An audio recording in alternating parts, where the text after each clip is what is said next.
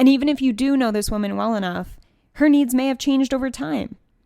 That's why it's always good to have sexual check-ins, regardless of how great you think your sex life is, because trust me, it will change over time. And what you find most pleasurable will change over time for you and for her. So to constantly keep a communication gives you constant comfortability in your sex life.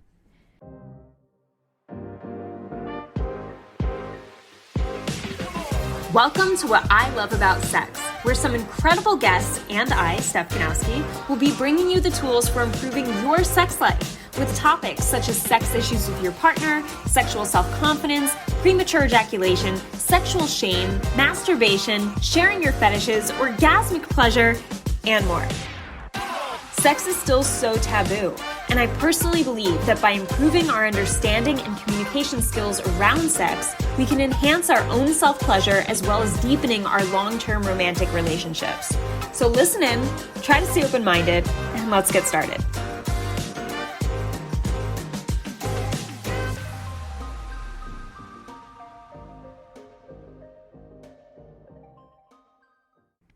Hey guys, welcome back to another episode on the What I Love About Sex podcast. Today's episode is going to be a little low energy. I caught strep from my friend and my throat's killing me. I also think I have a fever. So lower expectations for today. No, I'm just kidding. Lower the expectations energy-wise, but this content is going to be really good. I promise you. It's a really great topic, and it is about voicing your needs without being needy. Without feeling needy, because who wants to feel needy, right? And who wants to receive needy desperateness from a partner? Nobody, none of us. So let's avoid it. I'm going to show you how. Before I get into that, I want you guys to if you are in the place of your main challenge being premature ejaculation, you need to join my September Masterclass. It is on the 6th of September. It is a live Masterclass. And even if you can't attend live, I'm still going to have the replay for those of you who register, and you'll have access to that replay for 90 days. All right, so you want to join this. You want to get in on the info I'm going to show you of how I took a client specifically from lasting about 1 minute, sometimes under, to almost 10 minutes. And it's pretty cool. I've had a few clients who've had tremendous success here in terms of overcoming premature ejaculation because it's possible to do so. So this one client in particular saw a great result because he did a series of things. He did what I told him and he followed through with it. He was consistent, and I'm going to give you all the tools that he used on this masterclass. It's going to be awesome. Be there. Link is in the description below. Can't wait to see you. All right, let's get into this episode.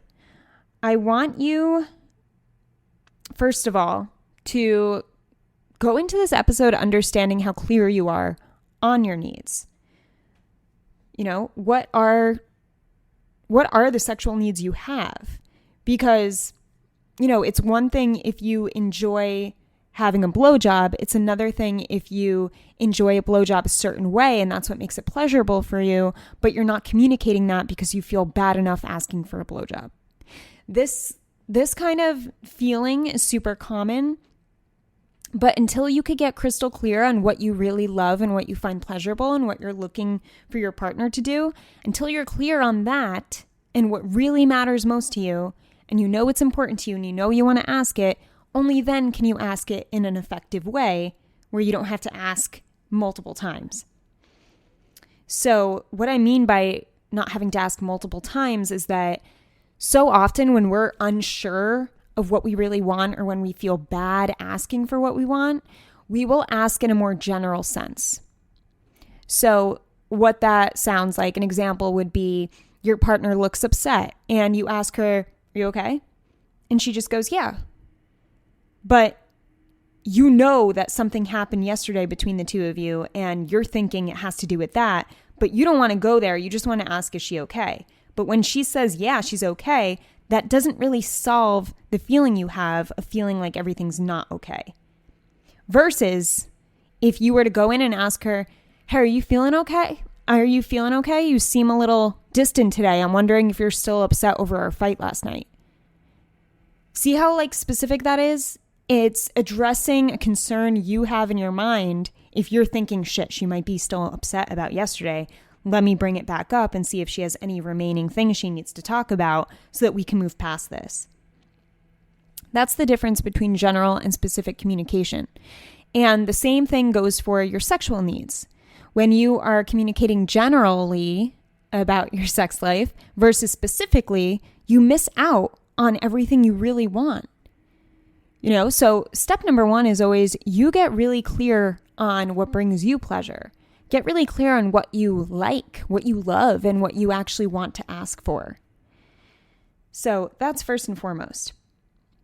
Another a way to voice your needs without being needy, I would say, is to have in mind that this is a mutual exchange.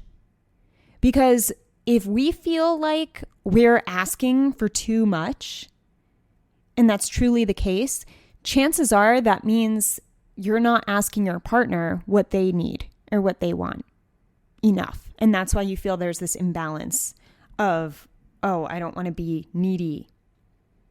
If you don't want to be needy, make it a mutual exchange, you know, and take pride in that, because it's funny. I'm working with a client, and he straight up, like, one of the first sex related questions he asked his new partner was, what do you find most pleasurable in bed? What do you love most that a guy does to you? And she looked at him and she was literally in shock. She was like, I don't remember the last time a guy actually asked me that. And he was like, Steph, I didn't think that question you gave me was going to work that well, but she ate it up. Like, she was so turned on by me showing interest in actually caring what brings her pleasure. You know, and this is very common. You know, you may be like, oh, well, that woman is with the wrong guys. This is super common for guys not to ask. And I'm sure you know if this is you, for you to not ask or be intentional about asking what brings you the most pleasure to the woman you're with. And I think a lot of guys feel insecure, like they should know the answer to that. But as I've reminded you of this before, you shouldn't know the answer to that because you don't know this woman well enough. And even if you do know this woman well enough, her needs may have changed over time. That's why it's always good to have sexual check-ins, regardless of how great you think your sex life is, because trust me, it will change over time. And what you find most pleasurable will change over time for you and for her. So to constantly keep a communication gives you constant comfortability in your sex life. As I always say, talk about your sex life more than you actually have sex, and you will have a fulfilling sex life. Because when you're talking about it, you're comfortable. It's like part of your lifestyle. And when you're comfortable talking about it, if something's going wrong, you address it because you're not afraid. You've done it so many times. You're familiar with the topic. The word sex rolls off your tongue, you know, like me. I wonder how many times I say sex a day. Definitely more than the average person. But of course, you know, being what I do. All right, anyway. So I want you to ask yourself now and just be familiar. Get familiar right now with, all right, how often do I make it a mutual exchange to understand how she's feeling about her needs being met? Do I let my ego get in the way of that and just don't ask it because I don't want to fear not being a satisfying partner? Or am I going to take the risk and ask her and be very specific in my ask so that I know exactly how she's feeling and therefore I can find a solution if need be? And that's the problem. Like we're too afraid to ask questions, whether it's asking our partner if their needs are being met or if they're satisfied, or, you know, asking for ourselves. You can't be afraid to ask for yourself if your needs are being met. And you will be less afraid if you keep your partner in mind just as much as you keep yourself in mind when it comes to understanding your mutual pleasures. And then the other major point I wanted to bring up is when you're voicing your needs, in order for it not to come across needy, is often also in the delivery. Because it's one thing for you to be all nervous and go into it with this feeling of, oh my God, this is going to be so awkward. I'm nervous about this. I'm afraid to bring this up. Because when you feel that way, you go in being like, do you think you can suck my dick? And you just ask it all weird and awkward because that's how you're feeling. If you hold a tension behind expressing your needs or asking for something you want, it's going to come across with a tension. And she's going to be like turned off by it. And I don't just mean sexually. I mean, it's going to be fucking awkward to receive, and then it's less likely for her to feel comfortable doing it because it feels like this tense, weird, awkward thing. And then she may just like immediately shut it down, literally because it feels weird. It's kind of like if someone was to ask you out, if some girl like came up to you, and even if she was super hot and she came up to you and her delivery was like, you're like really sexy. Like, do you want to go out with me? Like, you'd be kind of like, what the fuck? Like, the delivery is off. She's so nervous that it's making you feel nervous just listening to her. It's like making you feel awkward listening to her. So, all right, I hope I got the point across that the way you feel about going in to express your needs has a big impact on the delivery of you expressing your needs and how you ask the question, therefore how your partner perceives and receives the question. I know that's a lot, but in simple terms, it's pretty much like the example I just gave you. So I want you to think when you think about your needs, if you have the understanding that asking for something is going to make you needy, then you may come across needy. You probably will, right? Versus asking yourself, how do I want to feel expressing my needs? Maybe I want to feel sexy, right? Like, what's the opposite of needy in your opinion? Everyone's opposite word is going to be different. What came to mind for me right away was like sexy and confident. And I think that if you were to go in voicing the same needs in a sexy, confident way, it would be more natural to the nature of what sex is truly supposed to be, which is pleasurable, which is fun, which is sexy, it's flirty, it flows, and if you come from that angle and you come with that energy, knowing that when you ask for something, it's going to be perceived as sexy instead of needy, like, fuck, that's a huge difference, right? So when you think about yourself and even take yourself back memory lane, let's go to memory lane and let's think about a time when you asked for something where you felt sexy asking for it. Really think. I'm going to give you a few seconds. Think about this.